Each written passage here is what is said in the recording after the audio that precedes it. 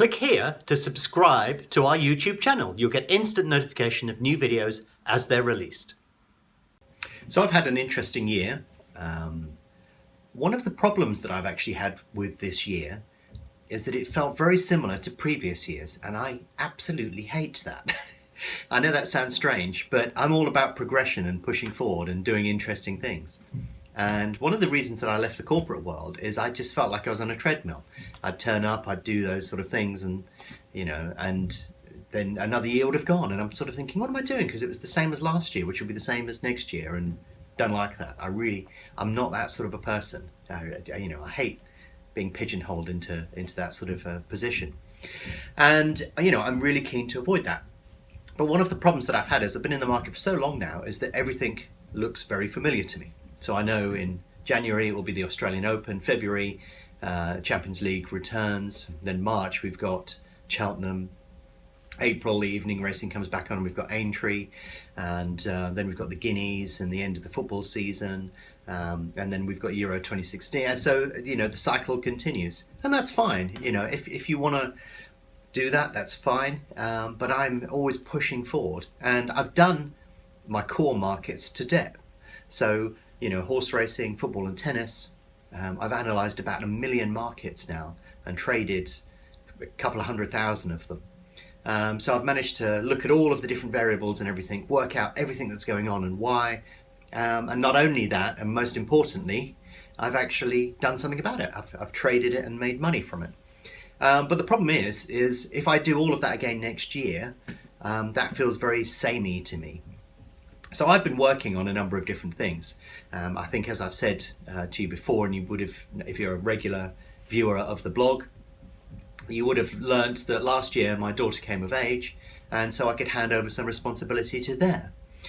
And if you look at the way that I'm thinking, there have been a couple of areas that I haven't pushed forward and explored in quite as much depth that I would have liked to. And one of them is psychology. And the reason that I'm focusing on psychology is because this is a really underrated area of the market. I'd say the market's split between managing your money properly, strategies and tactics, and then psychology.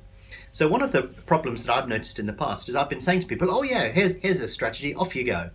And then you give people, A, B, C, D, E, F, a lineup of things to do and when to press the button and so on, and people still can't do it. So I figured out that psychology was a key element of that, and I've actually worked really, really hard over the last year on working that out and figuring out exactly why people can't act even when they know it makes sense. So I'm pretty sure I've got 98% of that ticked in terms of what the situation is. I've just got to try and figure out a way of moulding people to overcome that, and I think the best way of doing that is through education.